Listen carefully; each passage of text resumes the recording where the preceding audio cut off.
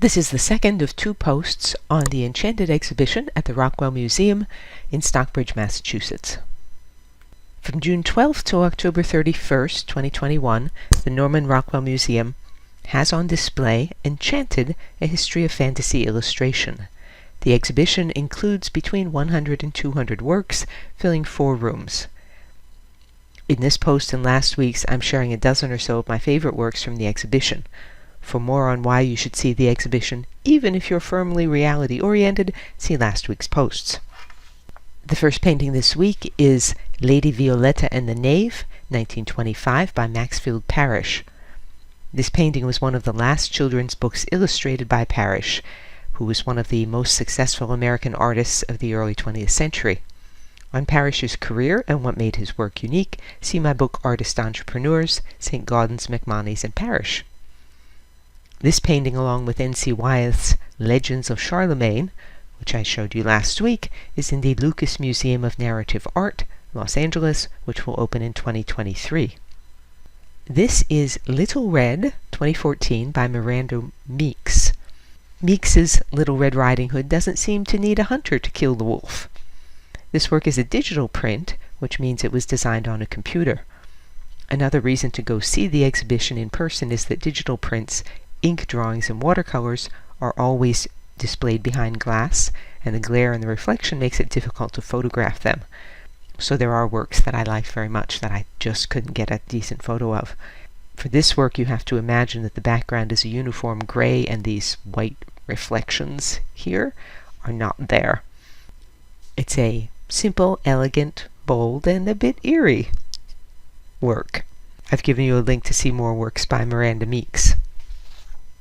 This is Beauty and the Beast, 1994, by Thomas Blackshear.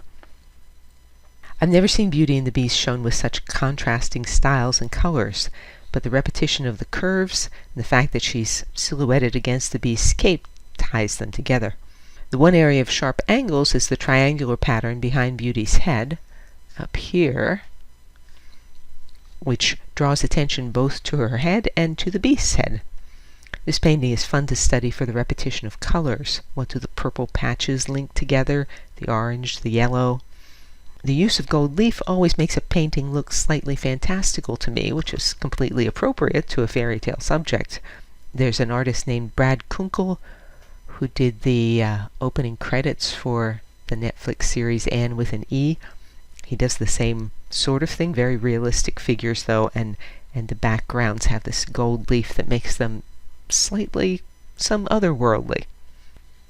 Blackshear has illustrated magazines, worked for movie studios, and designed postage stamps.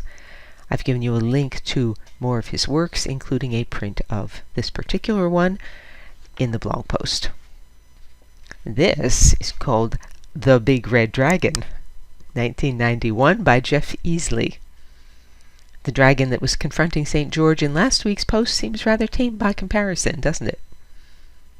This image was featured on the cover of the 1991 book, The New Easy-to-Master Dungeons & Dragons Game.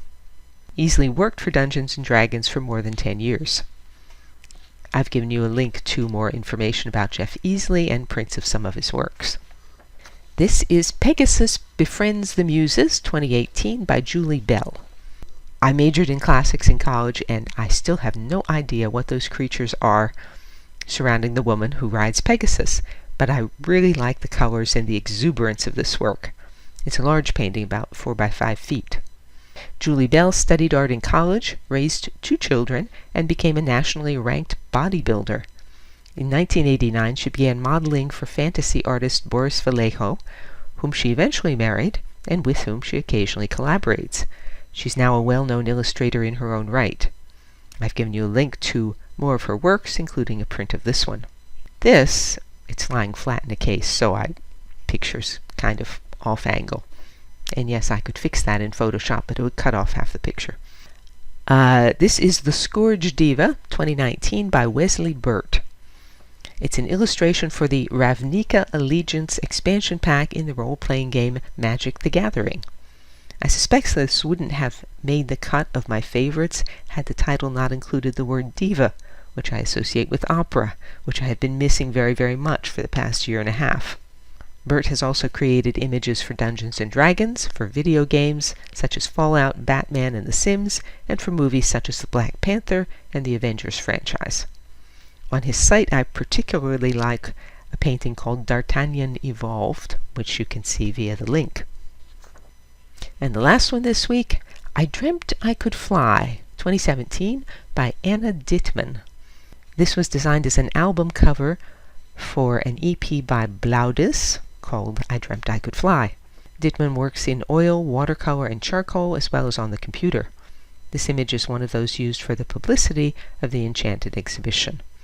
I've given you a link to more of Dittman's works. DianeDuranteWriter.com has hundreds of posts on sculpture, painting, architecture, and my many other obsessions. To join the free Sunday Recommendations email list, visit the URL that's on the screen or email me. And you can say, "Well done, Diane," or support my work and receive rewards by means of the tip jar on DianeDuranteWriter.com. As always, thanks for listening.